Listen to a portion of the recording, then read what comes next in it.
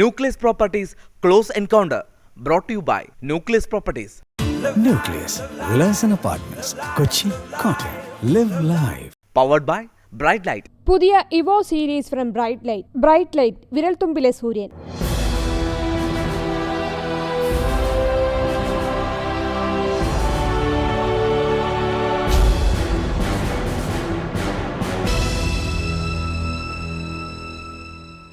നമസ്കാരം. ക്ലോസ് എൻകൗണ്ടറിലേക്ക് വീണ്ടും സ്വാഗതം. RSP നേതാവ് തൊഴിൽ മന്ത്രി ഷിബു ബേബി ജോണാണ് ക്ലോസ് എൻകൗണ്ടർ. വളരെ നന്ദി ഷിബു ബേബി ജോൺ ക്ലോസ് എൻകൗണ്ടറിൽ പങ്കെടുക്കുന്നത്. RSPയെയും ജനതാദൾ യുണൈറ്റഡിനെയും മുന്നണിയിൽ കൊണ്ടുവരുന്നത് 2004 ഇടതുപക്ഷ ജനാധിപത്യ മുന്നണിയായിരിക്കും 2016 അസംബ്ലി തെരഞ്ഞെടുപ്പിനെ നേരിടുക എന്നാണ് പ്രതിപക്ഷ നേതാവ് VS അച്യുതാനന്ദൻ പറയുന്നത്. ജനറൽ സെക്രട്ടറി സീതാറാം യെച്ചൂരി പറയുന്നത് ഞാൻ NK പ്രേമചന്ദ്രനുമായൊക്കെ സംസാരിക്കാറുണ്ട്. എവിടെ എത്തി നിങ്ങൾ LDFിലേക്ക് പോകുന്നതുമായി ബന്ധപ്പെട്ട ചർച്ചകൾ? RSP ഇതൊരു അഭിപ്രായം പറഞ്ഞില്ലല്ലോ. ബാക്കി പുറത്ത് നിൽക്കുന്നവരല്ലേ ഇത് പറഞ്ഞുകൊണ്ടിരിക്കുന്നത്. RSP ഒരു രാഷ്ട്രീയ നിലപാടെടുത്തൊരു മുന്നണി സംവിധാനത്തിൽ നിൽക്കുകയാണ്. മറിച്ചൊരു സാഹചര്യം ചിന്തിക്കാനുള്ള രാഷ്ട്രീയ സാഹചര്യം ഉരുത്തിരിഞ്ഞ് RSPക്ക് ഷിബു ബേബി ജോണിന് ഈ മന്ത്രിസഭ ഇങ്ങനെ പോകുന്നതിൽ പൂർണ്ണ തൃപ്തിയുണ്ടോ? അതിനോടൊന്നും ഞങ്ങൾക്ക് യോജിപ്പില്ല. ഈ നിലയിൽ കോൺഗ്രസ് പ്രസ്ഥാനം യോജിച്ച് മുന്നോട്ട് പോകാൻ തയ്യാറല്ലെങ്കിൽ ഞങ്ങളെപ്പോലുള്ളവർക്ക് ഞങ്ങളുടേതായിട്ടുള്ള കാര്യങ്ങൾ ആലോചിക്കേണ്ടി വരും. അല്ല ഈ നിലയിൽ തമ്മിലടിച്ച് അപഹാസ്യരായി പോകുന്ന ഒരു സമീപനത്തിനോട് യോജിക്കാൻ സാധിക്കുന്നില്ല. അത് കറക്റ്റ് ചെയ്യേണ്ട ഉത്തരവാദിത്വം കോൺഗ്രസിന് തന്നെയാണ്. ഈ നിലയിലേക്ക് അച്ചടക്കമില്ലാത്ത ഒരു കൂട്ടായ്മയായി വായി തോന്നുന്ന എന്തും പറയുന്ന ഒരു നിലയിലേക്ക് പോകുന്നത് ഗുണപരമല്ല. അതിനോട് RSPക്ക് യോജിപ്പില്ല. RSPയുടെ അഭിപ്രായം ഈ കാര്യത്തിൽ പറഞ്ഞിട്ടുണ്ട്. ഈ തരത്തിലൊരു സംവിധാനത്തിൽ തുടരാൻ സാധ്യമല്ല. ഇടത് ഐക്യം എന്നുള്ളത് CPMകാർ പറയുമ്പോൾ മാത്രമല്ല VS അച്യുതാനന്ദനൊക്കെ കുറെ കൂടി കടന്നു പോകുന്നു. നിങ്ങളെ കഴിഞ്ഞ ലോക്സഭാ തെരഞ്ഞെടുപ്പിൽ ഞങ്ങളുടെ നേതൃത്വം പുറത്താക്കുകയായിരുന്നു. പരിഹസിക്കാവുന്നതിൽ കൂടുതൽ ഞങ്ങൾ RSPയെ പരിഹസിച്ചു. അതിൻ്റെ ചില വഴക്ക് RSP മറുപടിയായി പറയുന്നുണ്ടാവും. അതൊന്നും ഞങ്ങൾ ഗൗനിക്കുന്നില്ല എന്ന് പറയുമ്പോൾ നിങ്ങൾ പുറത്താക്കിയത് അംഗീകരിക്കുന്നു, പുറത്താക്കിയത് തെറ്റാണ് എന്ന് കുറ്റസമ്മതം നടത്തുന്നു, തിരികെ വരുന്നതിന് സ്വാഗതം ആശംസിക്കുന്നു. ഇത്രയൊക്കെ പോരെ? VS അതിനകത്ത് എങ്ങനെ നിലനിന്ന് പോകുന്നുള്ളതിനെക്കുറിച്ചാണ് ഞങ്ങളിപ്പം കൗതുകത്തോടുകൂടി നോക്കിക്കാണുന്നത്. CPMനകത്ത് CPM അല്ലെങ്കിൽ VS പറയുന്നതാണ് പാർട്ടി ലൈൻ എന്ന് പറയാനൊക്കത്തില്ല. അതിൻ്റെ തൊട്ടു മുമ്പ് CPM സംസ്ഥാന സെക്രട്ടറി ഞങ്ങളുടെ പാർട്ടിയെ വളരെ അധിക്ഷേപിച്ചുകൊണ്ട് ഉള്ള പരാമർശം നടത്തിയില്ല. അന്നേരം മാത്രമല്ല ഞങ്ങൾ ഈ കാര്യത്തിൽ ആരെങ്കിലും ഇതുമായി ബന്ധപ്പെട്ട അഭിപ്രായം പറഞ്ഞിട്ടുണ്ടോ? ഞങ്ങൾ ഈ മുന്നണി വിടാൻ ആലോചിക്കുന്നതായി പറഞ്ഞിട്ടുണ്ട്? ഒന്നുമില്ല. നിങ്ങൾ പറഞ്ഞിട്ടുണ്ട്. AICC വാർത്താ സമ്മേളനം നടത്തി പറഞ്ഞിട്ടുണ്ട് RSPക്ക് മോശമായ പെരുമാറ്റമാണ് UDFിൽ നിന്ന് കിട്ടുന്നത്, വേണ്ടത്ര പദവികളോ ആനുകൂല്യങ്ങളോ UDFിൽ നിന്നുണ്ടാകുന്നില്ല. KPCC അധ്യക്ഷൻ VM സുധീരൻ വാർത്താലേഖകരോട് പറഞ്ഞത് നിങ്ങളുടെ ജനറൽ സെക്രട്ടറിക്ക് സാക്ഷി മഹാരാജിൻ്റെ ശബ്ദമാണെന്നാണ്. അല്ല, രണ്ടാണ്. RSP 2 MLAമാരുമായി മുന്നണിയിലേക്ക് കടന്നു വന്നപ്പോൾ മുന്നണിക്ക് സ്റ്റെബിലിറ്റി ഉണ്ടായി. വേറെ ഒരു നിലയിലേക്ക് മുന്നണി ഭദ്രമായ നിലയിലേക്ക് എത്തി.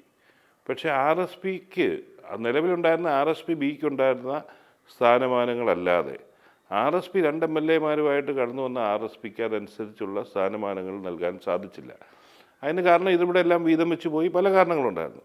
എന്നാലും ആ ഒരു പരിഗണന RSPക്ക് കിട്ടിയില്ല എന്നുള്ളത് RSP ഒരു പരാതിയായി തന്നെ ഉന്നയിച്ച കാര്യമാണ്. അതിന്മേൽ ചർച്ച നടക്കുകയും ചെയ്തിട്ടുണ്ട്. ചർച്ച നടന്നുകൊണ്ടിരിക്കുകയാണ്. പാർട്ടി ജനറൽ സെക്രട്ടറി നടത്തിയ അഭിപ്രായങ്ങളെക്കുറിച്ച് അത് സംസ്ഥാന ഘടകം ഒരിക്കലും വിലയിരുത്തി ഈ അഭിപ്രായമല്ല. സംസ്ഥാന ഘടകത്തിന് അങ്ങനെ ഒരു അഭിപ്രായം ഒരിക്കലും ഉണ്ടായിട്ടില്ല. ഇത് സംസ്ഥാന സെക്രട്ടറി തന്നെ ആ കാര്യം പുറത്ത് പറഞ്ഞതാണ്. അന്നത്തെ അദ്ദേഹത്തിൻ്റെ പ്രസംഗത്തെക്കുറിച്ച് KPCC പ്രസിഡന്റ് പരാമർശിക്കുന്നത് സ്വാഭാവികമല്ലേ? അവരുടെ പ്രസിഡന്റ്, അഖിലേന്ത്യാ പ്രസിഡന്റ് സോണിയാഗാന്ധിയും രാഹുൽ ഗാന്ധിയെയും ഒക്കെ എതിരെ സംസാരിക്കുമ്പോൾ അത് പ്രതിരോധിക്കുന്നത് പാർട്ടിയാണ്. ഷിബു, നിങ്ങളുടെ പാർട്ടിയുടെ അഖിലേന്ത്യാ ജനറൽ സെക്രട്ടറി ഒരു വിമർശനം കോൺഗ്രസ് നേതൃത്വത്തിനെതിരെ നടത്തുകയും നിങ്ങൾ അഖിലേന്ത്യാ ജനറൽ സെക്രട്ടറിയുടെ കൂടെ നിൽക്കാതെ കോൺഗ്രസിൻ്റെ കൂടെ നിൽക്കുകയാണ്. ഞങ്ങൾ സംസ്ഥാന ഘടകം അങ്ങനെ ഒരു വിലയിരുത്തലുണ്ട്. സംസ്ഥാന ഘടകത്തിൽ അങ്ങനെ വിലയിരുത്തലുണ്ടെങ്കിൽ ഞങ്ങൾ ആ വിലയിരുത്തലിനോടൊപ്പം നിൽക്കും. പക്ഷെ ഞങ്ങളങ്ങനെ വിലയിരുത്തിയിട്ടില്ല. എല്ലാ പ്രസ്താവനകളും പാർട്ടി ഘടകത്തിൻ്റെ വിലയിരുത്തലാകണമെന്നില്ല. നമ്മൾ ഒരാൾ പ്രസംഗിക്കുമ്പോൾ അതിൽ ഒഴുകി വരുന്ന ചില കാര്യങ്ങളുണ്ടാകും. അപ്പോൾ ഒന്നുകിൽ മിണ്ടാതിരിക്കെങ്കിലും വേണം. ഇത് കോൺഗ്രസിൻ്റെ പ്രസിഡന്റിൻ്റെ കൂടെ നിൽക്കുന്നത് അനൗചിത്യമല്ല. പ്രസിഡന്റ് ആ പ്രസംഗത്തിൽ രണ്ട് ഭാഗം ഉണ്ടായിരുന്നു. ഒന്ന് കോൺഗ്രസിൻ്റെ പ്രസിഡന്റിനെ കുറിച്ച് പറഞ്ഞു, അതിന് കോൺഗ്രസ് മറുപടി പറഞ്ഞു. അതിനെ ഞങ്ങൾ ന്യായീകരിക്കാനോ ബാക്കിയൊന്നും ഞങ്ങൾ പോകുന്നില്ല. രണ്ടാമത്തേത്, ഈ ഗവൺമെൻറ് അഴിമതി ആരോപണങ്ങൾ ഏറ്റവും കേരള ചരിത്രത്തിലെ ഏറ്റവും നേരിട്ട ഒരു ഗവൺമെൻറ് എന്ന് നടത്തിയ പരാമർശത്തെക്കുറിച്ചാണ്. ഇപ്പോൾ വരുന്ന അഴിമതി ആരോപണങ്ങൾ ഒരു ഗൂഢാലോചനയുടെ ഭാഗമാണ് എന്ന് തന്നെയാണ് പാർട്ടി സംസ്ഥാന സമിതി വിലയിരുത്തിയത്. ഇതിൽ കഴമ്പുണ്ടോ ഇല്ലയോ എന്നൊക്കെ അന്വേഷണം കഴിഞ്ഞിട്ട് മാത്രമേ പറയാനൊക്കത്തുള്ളൂ. പക്ഷേ ഇപ്പോഴത്തെ മറ്റ് സാഹചര്യം വെച്ച് വിലയിരുത്തുമ്പോൾ ഇതൊരു വലിയ ഗൂഢാലോചനയാണ്, ഇങ്ങനെ നിരന്തരമായി ഒരു ആരോപണം കൊണ്ടുവരുന്നതിൻ്റെ പിന്നിൽ എന്നാണ് സംസ്ഥാനം. ഇപ്പോഴത്തെ സംഭവവികാസങ്ങൾ UDF-ലെ അപകടത്തിൽപ്പെടുത്തുമെന്ന് താങ്കൾ ഭയക്കുന്നുണ്ട്? തീർച്ചയായിട്ടും UDF-ന്റെ പ്രതിച്ഛായയ്ക്ക് മങ്ങലേൽക്കത്തില്ല. ഈ എന്നും ഇതിനകത്തെ തമ്മിലടിയാണല്ലോ UDF-നെ സംബന്ധിച്ചിടത്തോളം ജനങ്ങളുടെ ഇടയിൽ അവമതിപ്പുണ്ടായിട്ടുള്ളൂ. ഒന്നെങ്കിൽ ഘടകകക്ഷികൾ തമ്മിലുള്ള അഭിപ്രായ വ്യത്യാസങ്ങൾ, അല്ലെങ്കിൽ കക്ഷിക്കുള്ളിലുള്ള അഭിപ്രായ വ്യത്യാസങ്ങൾ, തമ്മിലടി, ഇത് തന്നെയാണ് അവമതിപ്പുണ്ടാക്കിയിട്ടുള്ളത്. ഈ തമ്മിലടി എന്ന് പറയുന്നത് നമ്മൾ അങ്ങനെ വ്യാഖ്യാനിക്കുന്നത്, അപ്പം അഴിമതിയുടെ കരുനിഴൽ പാടില്ല, അഴിമതിക്കാരായവർ മന്ത്രിസ്ഥാനങ്ങളിലാണെങ്കിൽ അവർ അല്പകാലത്തേക്ക്, അതായത് അന്വേഷണം പൂർത്തിയാകുന്നതെങ്കിലും മാറി നിൽക്കുക എന്ന് പറയുന്നതാണോ തമ്മിലടി, അതോ അഴിമതിക്കാരെയൊക്കെ കൊണ്ട് യാതൊരു ഉളുപ്പുമില്ലാതെ മുന്നോട്ട് പോകുന്നതാണോ? ഞാൻ അതിനെക്കുറിച്ചൊന്നും ഇപ്പം മറുപടി പറയുന്നില്ല. ഞാൻ പറഞ്ഞ എന്താണെന്ന് നികേഷിന് മനസ്സിലായി. ഇതാണ് ഞാൻ പറയുന്നത്. ഇതൊക്കെ ഈ അങ്ങനെ ആർക്കെങ്കിലും ബോധ്യമുണ്ടെങ്കിൽ തീർച്ചയായിട്ടും അത് പറയണം. പക്ഷേ പറയേണ്ട വേദികളിൽ പറഞ്ഞതിന് പരിഹാരത്തിന് വേണ്ടി ഫൈറ്റ് ചെയ്യണം. അല്ല മുന്നണി സംവിധാനത്തെ ആകെ ദുർബലപ്പെടുത്തുന്ന നിലയിലേക്ക് ആരെങ്കിലും പരാമർശം നടത്തി കഴിഞ്ഞാൽ ആ ലക്ഷ്യങ്ങളെക്കുറിച്ച് പലർക്കും സംശയം തോന്നും. CPM-ൻ്റെ ജനറൽ സെക്രട്ടറി സീതാറാം യെച്ചൂരി ആദ്യ പോളിറ്റ് ബ്യൂറോ യോഗത്തിന് ശേഷം നടത്തിയ ആദ്യത്തെ വാർത്താ സമ്മേളനത്തിൽ പറയുകയാണ്, RSPയുമായും ജനതാദൾ യുണൈറ്റഡുമായും ഞാൻ സംസാരിക്കാറുണ്ട്. മുൻ കേന്ദ്രമന്ത്രി എന്നുള്ള നിലയിൽ MP വീരേന്ദ്രകുമാർ പാർലമെൻറ്റിൽ വരുമ്പോൾ കാണാറുണ്ട്. NK പ്രേമചന്ദ്രൻ ഇവിടെ ലോക്സഭയിൽ തന്നെ ഉണ്ടല്ലോ, ഞങ്ങൾ സ്ഥിരമായി കാണാറുണ്ട്. രാഷ്ട്രീയം സംസാരിക്കാറുണ്ട്. രാഷ്ട്രീയം സംസാരിച്ചില്ല. മുന്നണി മാറ്റമൊക്കെ സംസ്ഥാന ഘടകമാണ് സംസാരിക്കേണ്ടത് എന്നൂടെ അദ്ദേഹം പുള്ളി മുന്നണി മാറ്റത്തെക്കുറിച്ച് സംസാരിച്ചില്ല. അത് സംസ്ഥാന ഘടകമാണ് സംസാരിക്കേണ്ടതാണ്, ഘടകമാണ് തീരുമാനിക്കേണ്ടത് അക്കാര്യത്തിൽ എന്നുള്ള. അതിന് നടപടി കൈക്കൊള്ളേണ്ടത് അവരാണെന്നാണ് പറഞ്ഞത്, ഒരു സംശയമില്ല. പിന്നെ അങ്ങനൊരു സംസാരം ഉണ്ടായതെങ്കിൽ പ്രേമേന്ദ്രൻ സംസ്ഥാന ഘടകത്തിൽ റിപ്പോർട്ട് ചെയ്തേനെ. പ്രേമേന്ദ്രന് മാൻഡേറ്റ് ഉണ്ടോ അങ്ങനെ? അഥവാ ഇപ്പോൾ യെച്ചൂരി CPM-ൻ്റെ അഖിലേന്ത്യാ സെക്രട്ടറി പാർലമെൻറ്റിൽ വെച്ച് അങ്ങനെ ഒരു രാഷ്ട്രീയ വിഷയം ചർച്ച ചെയ്തിരുന്നെങ്കിൽ, പ്രേമേന്ദ്രനുമായിട്ട് ചർച്ച ചെയ്തിരുന്നെങ്കിൽ, തീർച്ചയായിട്ടും പ്രേമൻ അത് പാർട്ടി സമിതിയെ അറിയിച്ച് ഇതുവരെ പറഞ്ഞിട്ടില്ല. അങ്ങനെ ഉണ്ടായെന്ന് മാത്രമല്ല, പ്രേമൻ തറപ്പിച്ച് പറഞ്ഞിട്ടുണ്ട് അങ്ങനെ ഒരു രാഷ്ട്രീയവും ചർച്ച ചെയ്തിട്ടില്ല. ഇവർ സെൻട്രൽ ഹാളിൽ വെച്ച് മിക്ക ദിവസവും കാണും, മിക്ക ദിവസവും കൈ കൊടുക്കും, മിക്ക ദിവസവും ചായ കുടിച്ച് പിരിയും. ഇതിനെ ഈ അവർ അങ്ങനെ കാണുന്നതിനെ രാഷ്ട്രീയമായി വ്യാഖ്യാനിക്കുന്ന എന്തിനാ? അങ്ങനെ ഉണ്ടെങ്കിൽ തീർച്ചയായിട്ടും ഞങ്ങൾ അതിനെക്കുറിച്ച് ചർച്ച ചെയ്യും. ഷിബു ബേബി ജോൺ ഈയിടെ പിണറായി വിജയനെ കണ്ടല്ലോ. ഞാൻ എൻ്റെ മകൻ്റെ കല്യാണം ക്ഷണിക്കാൻ വേണ്ടി പോയതാണ്.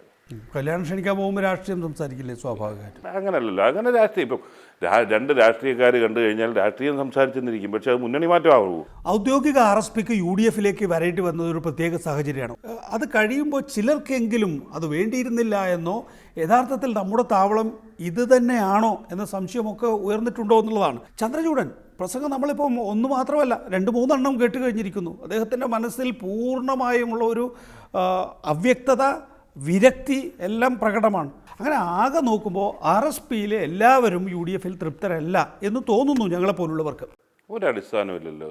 ഏത് ഒരു മുന്നണി മാറ്റം ഉണ്ടായിക്കഴിഞ്ഞാലും സമീപകാല ചരിത്രം പരിശോധിച്ച് കഴിഞ്ഞാൽ അവിടെയൊക്കെ ഒരു വിഭാഗത്തിന് LDF-ന് അവരോടൊപ്പം നിർത്താൻ സാധിച്ചു. പക്ഷേ തുടർന്ന് വന്ന ദിവസങ്ങളിൽ ആകെ നിങ്ങൾക്ക് പറയാൻ സാധിക്കുന്നത് പാർട്ടി ജനറൽ സെക്രട്ടറി നടത്തിയ പ്രസംഗത്തെക്കുറിച്ചാണ്. പക്ഷേ ആ പ്രസംഗത്തിൻ്റെ ആദ്യ പകുതി ഭാഗവും CPM-നെതിരെ അതിരൂക്ഷമായ വിമർശനമായിരുന്നു. എന്തുകൊണ്ടാണ് സംസ്ഥാന സമ്മേളനം മാറ്റിവെച്ചത്? ഈ ഒരു രാഷ്ട്രീയ പ്രക്രിയക്കിടയിൽ സംസ്ഥാന സമ്മേളനം മാറ്റിവെച്ചാൽ ദേശീയ നേതൃത്വത്തിന്റെ ലൈൻ ഒപ്പിച്ച് ഇവിടെ നിലപാടെടുക്കേണ്ടി വരുമെന്ന് ഭയമുള്ളതുകൊണ്ടല്ലേ? സംസ്ഥാന സമ്മേളനം ഓഗസ്റ്റിലാണല്ലോ, മാറ്റിവെച്ചിട്ടില്ലല്ലോ. അപ്പോൾ ഈ ജില്ലാ സമ്മേളനം നടക്കുമ്പോൾ അതിന് കൂടെ നടക്കണ്ടേ? ആണോ? ജില്ലാ സമ്മേളനങ്ങൾ മെയ്, ജൂൺ, ജൂലൈ, ഓഗസ്റ്റ്, ഇപ്പോൾ 4 മാസം കഴിഞ്ഞിട്ടേ ഉള്ളൂ. മെയിൽ ഇപ്പോൾ ലോക്കൽ സമ്മേളനങ്ങൾ നടക്കുകയാണ്. ഇപ്പം ജില്ലാ ജൂൺ ജൂലൈയിലാണ് ജില്ലാ സമ്മേളനം. ഇതിൻ്റെ ഇടയ്ക്ക് നോയമ്പിൻ്റെ ഒരു കാലഘട്ടം വരുന്നതുകൊണ്ട് പല ജില്ലകളിലും അതിന് പ്രശ്നമുണ്ട്. അതുകൊണ്ട് ആണ് ഓഗസ്റ്റിലേക്ക് നീട്ടേണ്ടി വന്നത്. ഞാൻ ചോദിക്കട്ടെ, ബംഗാളിൽ LF-ഉമായി കേരളത്തിൽ UDF-ഉമായി ഈ സംസ്ഥാന സമ്മേളനം എന്നൊക്കെ പറയുന്ന ഒരു ഇടതുപക്ഷ പാർട്ടിയുടെ സമ്മേളനങ്ങളാണല്ലോ. അങ്ങനെ കണ്ണടച്ച് അവിടെ അങ്ങനെ ഇവിടെ ഇങ്ങനെ അഖിലേന്ത്യാ തലത്തിൽ വേറെ എന്നുള്ള നിലയിൽ പോകാൻ കഴിയില്ല. സംസ്ഥാന സമ്മേളനത്തോടു കൂടി നിങ്ങൾക്ക് ഒരു അന്തിമ തീരുമാനം എടുക്കേണ്ടി വരില്ലേ? സംസ്ഥാന സമ്മേളനത്തോടുകൂടി, ദേശീയ സമ്മേളനത്തോടുകൂടി ഈ കാര്യങ്ങളുടെ രാഷ്ട്രീയ രേഖ ഞങ്ങൾ സമ്മേളനം അംഗീകരിക്കേണ്ടി വരുമല്ലോ. രാഷ്ട്രീയ നിലപാടുകൾക്ക് അതിൻ്റെ ക്ലാരിറ്റി വരുത്തേണ്ടി വരുമല്ലോ. അതിന് വ്യക്തത ഉണ്ടാവുമല്ലോ അന്നേരം ദേശീയ സമ്മേളനം നടക്കുമ്പോൾ. അതായത് ദേശീയ സമ്മേളനത്തോടുകൂടി ഇന്ത്യയിൽ ഒറ്റ നയമായേ മുന്നോട്ട് പോകാൻ കഴിയൂ RSPക്ക്. ഇന്ത്യ രാജ്യത്തെ ഇന്നത്തെ രാഷ്ട്രീയ സ്ഥിതിവിശേഷം കണക്കിലെടുത്തുകൊണ്ടുള്ള അതിനനുയോജ്യമായ നയം RSPയിൽ നിന്നുണ്ടാകും. ഇപ്പോൾ ദേശീയ നേതൃത്വത്തിന്റെ നിലപാട് ഇടതുപക്ഷത്തോടൊപ്പം നിൽക്കാനാണ്. ഇടതുപക്ഷ കൂട്ടായ്മ ദേശീയ നേതൃത്വമാണ്. ദേശീയ സെക്രട്ടറിയായ TJ ചന്ദ്രചൂഡൻ അടക്കം ഇരുന്നാണ് കേരള ഘടകത്തിന്റെ തീരുമാനമെടുത്തത്. അദ്ദേഹമാണ് കേരള ഘടകത്തിന് UDFന്റെ ഭാഗമായി മത്സരിക്കാൻ ചിഹ്നം കൊടുത്തത്. അന്നേരം പിന്നെ ദേശീയ നേതൃത്വം നിങ്ങൾ പറയുന്ന ആരാണ്? ദേശീയ നേതൃത്വം എന്ന് പറയുന്നത് വെറും ജനറൽ സെക്രട്ടറി എന്ന് പറയുന്ന വ്യക്തിയാണ്. അല്ല, ബംഗാളിൽ നിന്നുള്ള നേതൃത്വം അബനി റോയ് ദേശീയ നേതൃത്വമാണ്. CPMന്റെ സമ്മേളനത്തിൽ പങ്കെടുത്തിട്ട് പാർട്ടിയുടെ അഭിപ്രായം പറഞ്ഞല്ലോ. പാർട്ടിയുടെ വ്യക്തമായി വിശാഖപട്ടണത്തെ സമ്മേളനത്തിൽ പങ്കെടുത്ത് പുറത്തിറങ്ങിയ അബനി റോയ് പാർട്ടിയുടെ അഭിപ്രായം പറഞ്ഞല്ലോ. അങ്ങനെയാണെങ്കിൽ അതായത് പിന്നെ നിങ്ങൾ ഈ പറയുന്ന ദേശീയ നേതൃത്വം ആരാ? ഞങ്ങൾക്കറിയാൻ AKG ഭവനിൽ ഈ അബനി റോയ് അടക്കമുള്ളവർ ചേർന്നിട്ട് ഒരു ഇടതുപക്ഷ ഐക്യമുണ്ടെന്ന് പറയുന്നു. ആ ഇടതുപക്ഷ ഐക്യം എന്തുകൊണ്ട് കേരളത്തിൽ സാധ്യമാകുന്നില്ല എന്നുള്ളത് വളരെ സങ്കീർണമായ വിഷയമല്ലേ? നിങ്ങൾ പറയുന്നതല്ല. ഈ 34 വർഷത്തെ ഇടതുപക്ഷ ബന്ധം ഉപേക്ഷിച്ചു എന്ന് പറയുമ്പോൾ 34 വർഷക്കാലം കൊണ്ട് ഈ ബന്ധം കൊണ്ടുണ്ടായ പാർട്ടിക്കുണ്ടായ നഷ്ടം അതാണ്. അല്ല കേവലം ഒരു സീറ്റ് കിട്ടാത്തത് കൊണ്ട് മാത്രമല്ല. It is A series of incidence. അത് വന്ന് അതിൻ്റെ കൾമിനേഷനായിരുന്നു. ഏറ്റവും ഒടുവിൽ ഇതിൻ്റെ അസ്തിത്വം തന്നെ ഇല്ലാതാകുന്ന നിലയിലേക്ക് കാര്യങ്ങൾ നീങ്ങിയപ്പോഴാണ് പാർട്ടി നിർബന്ധിതമായത്. പാർട്ടി ഉണ്ടെങ്കിലല്ലേ പിന്നെ രാഷ്ട്രീയമുള്ളൂ. പാർട്ടി ഇല്ലാതാകുന്ന ഒരു സാഹചര്യത്തിൽ നിന്നുകൊണ്ട് എന്ത് നയം നടപ്പിലാക്കാനാണ്? അങ്ങനെ ഒരു മുന്നണി സീറ്റും മന്ത്രിസ്ഥാനവുമാണ് പാർട്ടി. സീറ്റും മന്ത്രിസ്ഥാനവും മാത്രമല്ല, രാഷ്ട്രീയം രണ്ടാമതേ വരുള്ളൂ. അതല്ലല്ലോ മന്ത്രിസ്ഥാനമാണോ? സീറ്റ് അതിൻ്റെ അവസാനം. അതാണ് ഞാൻ പറഞ്ഞത്. 34 വർഷത്തെ അനുഭവത്തിൻ്റെ വെളിച്ചത്തിലുണ്ടായ ഈ മുന്നണി ബന്ധം കൊണ്ട് RSPക്കുണ്ടായ ദൂഷ്യം അത് ഉൾക്കൊണ്ടുകൊണ്ടാണ് തീരുമാനമെടുത്തത്. അതാണ് ഒരു സുപ്രഭാതത്തിൽ സീറ്റിൻ്റെ വിഷയത്തിൽ ഒരു യുണാനിമസ് ആയിട്ട് ഒരു എതിരഭിപ്രായം പോലും ഇല്ലാതെ അത്രയ്ക്ക് ശ്വാസം മുട്ടി കഴിഞ്ഞിരുന്ന കുറേയധികം നേതാക്കന്മാർ, അല്ലെ പ്രവർത്തകർ, ഒരു പാർട്ടി. അതാണ് അതിനകത്തൊക്കെ അവ്യക്തതയുണ്ട്. എന്തുകൊണ്ടെന്ന് വെച്ചാൽ നിയമസഭാ തെരഞ്ഞെടുപ്പിൽ നിങ്ങൾക്ക് സീറ്റുകൾ തരാറുണ്ട്, തദ്ദേശ ഭരണ തെരഞ്ഞെടുപ്പിൽ സീറ്റ് തരാറുണ്ട്. ഒരു ഘട്ടത്തിൽ RSPയുടെ കൊല്ലം സീറ്റ് ഇടതുപക്ഷ ജനാധിപത്യ മുന്നണി പിടിച്ചെടുത്തിരുന്നു. അതിന് ഒരു സാഹചര്യമുണ്ട്. ഷിബു ബേബി ജോൺ അടങ്ങുന്ന ഒരു വലിയ വിഭാഗം RSP B രൂപീകരിച്ചു പോയപ്പോൾ RSPയുടെ ഔദ്യോഗിക വിഭാഗത്തിന് കൊല്ലത്ത് മത്സരിക്കാനുള്ള ശേഷിയില്ല എന്ന് തോന്നിയതുകൊണ്ടാണ് ആ സീറ്റ് പിടിച്ചെടുത്തത്. പിന്നീട് എനിക്ക് ഓർമ്മയുണ്ട്, VP രാമകൃഷ്ണപിള്ള സംസ്ഥാന സെക്രട്ടറി ആയിരുന്ന ഘട്ടത്തിൽ ഒരു RSPക്ക് രാജ്യസഭാ സീറ്റ് കോമ്പൻസേറ്റ് ചെയ്യാൻ വേണ്ടി CPM കൊടുക്കുകയാണ്. അന്നും ഷിബു ബേബി ജോൺ ഇപ്പുറത്തായിരുന്നു. അത് വേണ്ട എന്ന് പറഞ്ഞ് ഇറങ്ങിപ്പോവുകയാണ് ചെയ്തിട്ടുള്ളത്. അപ്പോൾ നിങ്ങളുടെ ഉൾപ്പിരിവുകളിൽ പെട്ടിട്ടുള്ള ചില പ്രശ്നങ്ങൾ കൊണ്ട് പല പാർലമെൻറ്റിലെ പ്രാതിനിധ്യം ഉൾപ്പെടെയുള്ള പല കാര്യങ്ങളും നിങ്ങൾക്ക് ഉൾക്കൊള്ളാൻ കഴിഞ്ഞില്ല, നിങ്ങൾക്ക് വാങ്ങിയെടുക്കാൻ കഴിഞ്ഞില്ല എന്നുള്ളതാണ് പ്രശ്നം. അല്ല, അത് നികേഷൻ അറിയാൻ വേണ്ട. അന്നത്തെ കാര്യങ്ങളെക്കുറിച്ച് ഞാൻ ആരുമല്ല. പക്ഷേ ഇടതുപക്ഷ ഐക്യത്തിന് വേണ്ടി ഇറങ്ങിച്ചെന്ന RSPക്ക് 9 സിറ്റിംഗ്സ് MLAമാരുണ്ടായിരുന്ന RSPക്ക് മത്സരിക്കാൻ ആ ഇടതുപക്ഷ ഐക്യം യാഥാർത്ഥ്യമായപ്പോൾ മത്സരിക്കാൻ 8 സീറ്റേ കൊടുത്തുള്ളൂ. അന്ന് മുതൽ നഷ്ടങ്ങൾ തുടങ്ങിയതാണ്. അന്ന് ഇടതുപക്ഷ ഐക്യത്തിന് വേണ്ടി ഇറങ്ങി തിരിച്ച ഒരു പാർട്ടിക്ക് പെട്ടെന്ന് തിരിച്ചു പോകാൻ ഒക്കാത്തത് കൊണ്ട്, അല്ലെങ്കിൽ സീറ്റിന് വേണ്ടി തർക്കിക്കുന്നതായിരുന്നെങ്കിൽ അന്നേ പോയതേ. അങ്ങോട്ടും ഇങ്ങോട്ടുമല്ല. അന്ന് 9 MLAമാരുണ്ടായിരുന്ന RSPക്ക് മത്സരിക്കാനിട്ട് സീറ്റേ കൊടുത്തുള്ളൂ. അതാണ് ആ നടപടിയാണ് ആദ്യത്തെ പിളർപ്പ്. ശ്രീകണ്ഠൻ ചേട്ടൻ പാർട്ടി പിളരുന്നതായിട്ട് ബന്ധപ്പെട്ടുള്ള കാര്യങ്ങളിലേക്ക് നീങ്ങിയത്. അസീസ്, ഷിബു ബേബി ജോൺ, കുഞ്ഞുമോൻ, നിങ്ങൾ 3 പേരും ഒറ്റക്കെട്ടായി തന്നെയാണോ നിൽക്കുന്നത്? പലപ്പോഴും കുഞ്ഞുമോൻ്റെ പേരൊക്കെ വേർതിരിച്ച് കേൾക്കാറുണ്ട്. കുഞ്ഞുമോൻ റെഡിയാണെന്ന്. കുഞ്ഞുമോനൊരു പാവമായതുകൊണ്ട്, ഒരു പട്ടികാധികാരനായതുകൊണ്ട് മനഃപൂർവ്വം അദ്ദേഹത്തിൻ്റെ ഒരു വ്യക്തിത്വത്തെ തകർക്കാൻ വേണ്ടി ആരും അങ്ങനെ പറഞ്ഞു വരുത്തുന്നതാണ്. അല്ലാതെ അദ്ദേഹത്തിനെ സംശയിക്കുന്നത് എന്തുകൊണ്ട് LDFിലേക്ക് തിരികെ പോകാൻ കഴിയുന്നില്ല? അവരിങ്ങനെ നിരന്തരം വിളിച്ചുകൊണ്ടിരിക്കുന്നു. നിങ്ങൾക്കത് പോകാൻ കഴിയാത്തൊരവസ്ഥ. ഈ കഴിഞ്ഞ നിയമസഭാ തെരഞ്ഞെടുപ്പിൽ LDF, അല്ലെങ്കിൽ അത് കഴിഞ്ഞതിന് ശേഷം പിന്നെ UDF, അത് കഴിഞ്ഞതിന് ശേഷം വീണ്ടും LDFിലേക്ക് തിരികെ പോകാം. അങ്ങനെ ഒരു മനഃചാഞ്ചല്യമുണ്ട്. അല്ല, ഞങ്ങൾക്ക് പോകണമെന്ന് തോന്നിയാൽ ഞങ്ങളങ്ങ് പോകുമല്ലോ. ഇത് ബാക്കിയുള്ളവർ എന്തുകൊണ്ട് ഞങ്ങൾ പോകുന്നില്ലെന്ന് ചോദിക്കേണ്ട കാര്യമില്ലല്ലോ. ഞങ്ങളുടെ മുമ്പിൽ എല്ലാ ദിവസവും നിങ്ങളുടെ പാർട്ടിക്കുള്ളിൽ നിന്നോ അല്ലെങ്കിൽ ഞങ്ങളുടെ പാർട്ടിക്കുള്ളിൽ നിന്നോ ഒന്നും വന്നിട്ടില്ല. ഒരു പരാമർശം പറഞ്ഞു തന്നെ ചന്ദ്രചൂഡന്റെ സ്റ്റേറ്റ്മെന്റ് തന്നെയാണ് ഞാൻ പിന്നെ പറഞ്ഞില്ല. ചന്ദ്രചൂഡന്റെ സ്റ്റേറ്റ്മെന്റിൽ ആദ്യത്തെ ഭാഗം എന്താ പറയാത്തത്? ആദ്യത്തിലെ ഭാഗം ഞാൻ ചോദിക്കട്ടെ. ഞാനിപ്പോ ഒരു സ്റ്റേറ്റ്മെന്റ് കടന്നു. ഞാൻ UDF മുന്നണിയിലാണ് നിൽക്കുന്നത്. UDF മുന്നണിയിൽ നിന്നുകൊണ്ട് ഞാൻ LDF-നെ ആദ്യത്തെ ഭാഗത്ത് മുഴുവൻ തെറി പറയുന്നു, രണ്ടാമത്തെ ഭാഗത്തിൽ മുഴുവൻ LDF-നെ തന്നെ തെറി പറയുമ്പോൾ കേരളത്തിലൊരു പൊതുപ്രവർത്തകനാണല്ലോ നിങ്ങൾ, ഏറ്റവും കൂടുതൽ ശ്രദ്ധിക്കുക ഏതിനാണ്? LDF-നെ നിൽക്കുന്ന മുന്നണിക്കെതിരെ തെറി പറയുന്നത് മുമ്പിൽ അത് മാത്രമേ വാർത്ത വരുത്തുള്ളൂ. അത് മാത്രമേ വാർത്ത വരുന്നുള്ളൂ.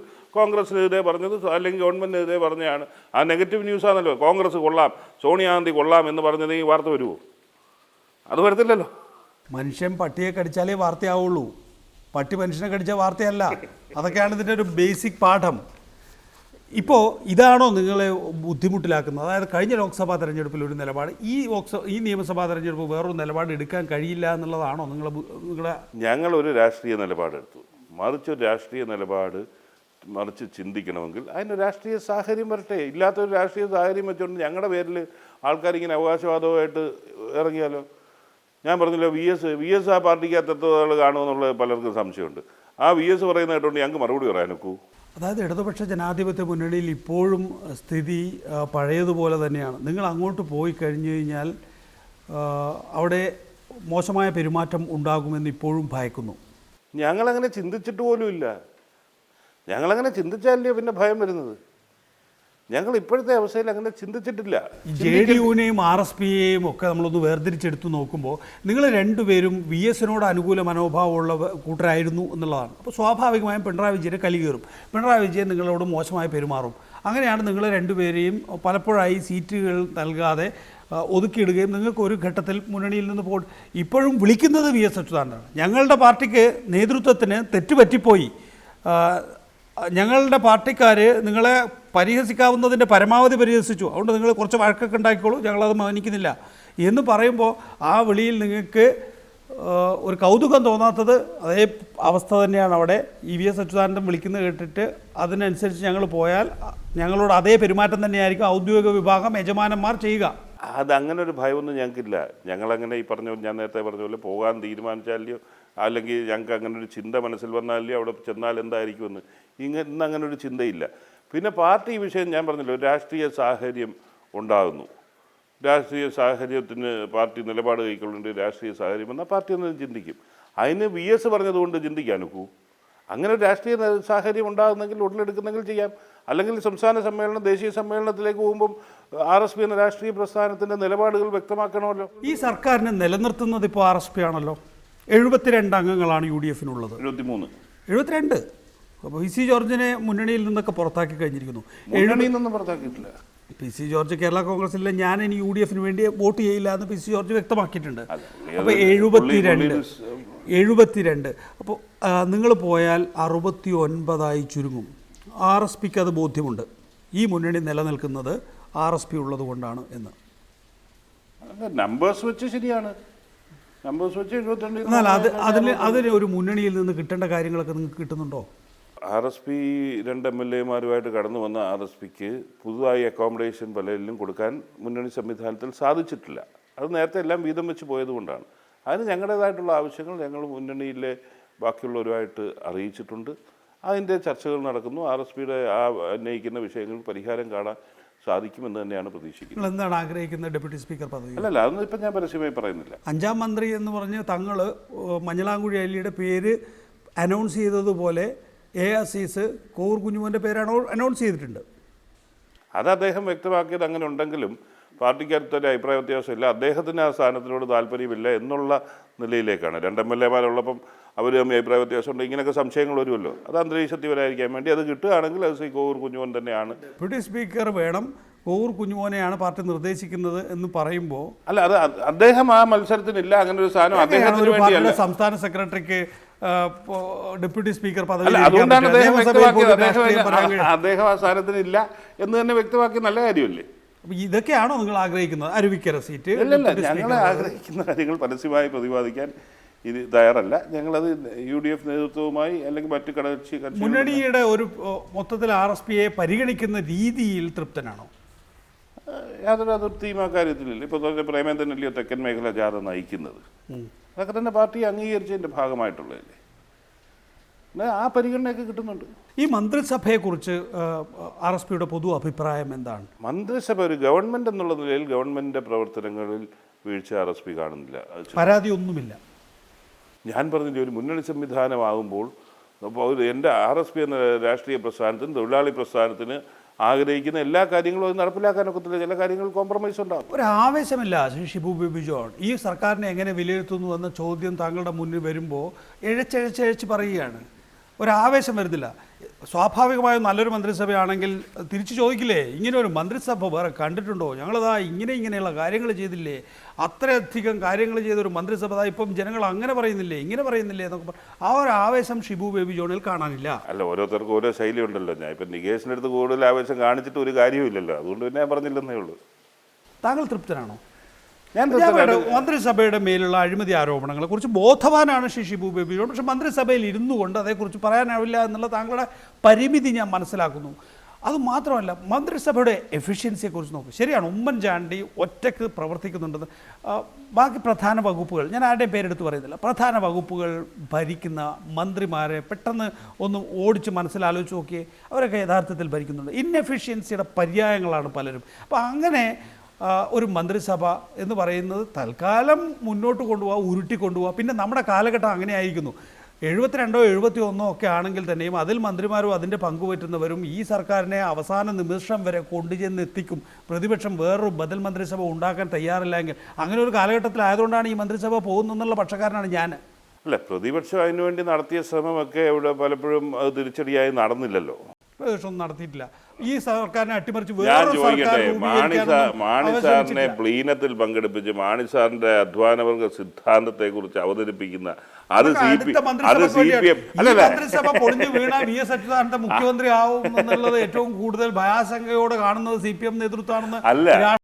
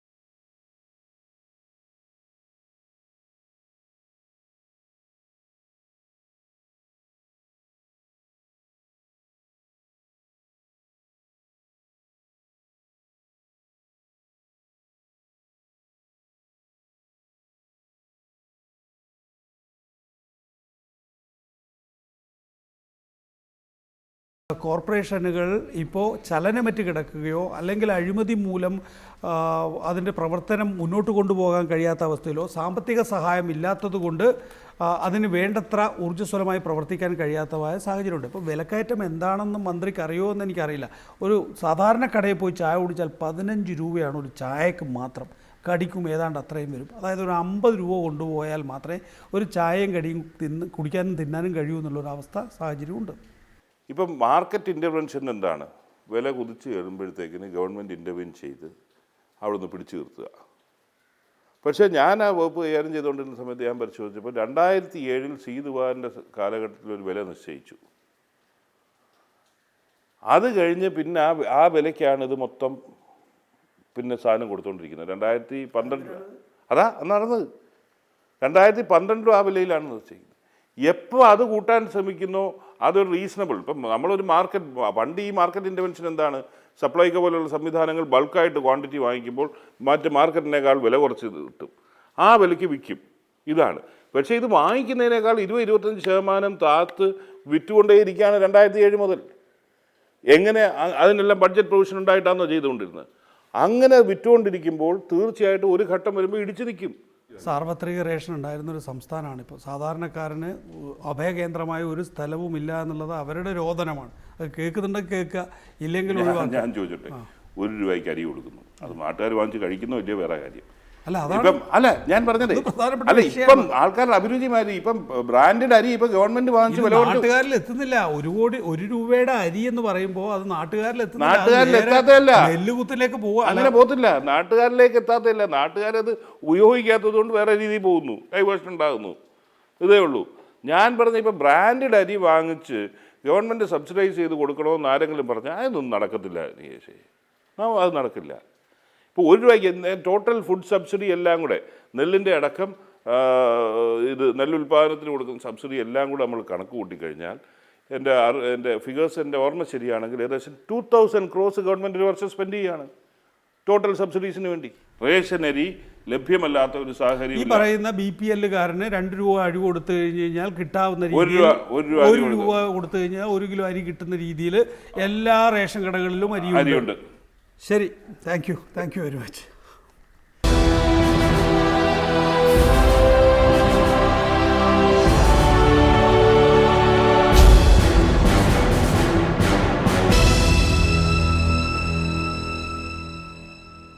Nucleus Properties Close Encounter brought to you by Nucleus Properties. Nucleus Villas and Apartments, Kochi, Kottayam. Live life. Powered by Bright Light. പുതിയ Evo series from Bright Light. Bright Light, വിരൽത്തുമ്പിലെ സൂര്യൻ.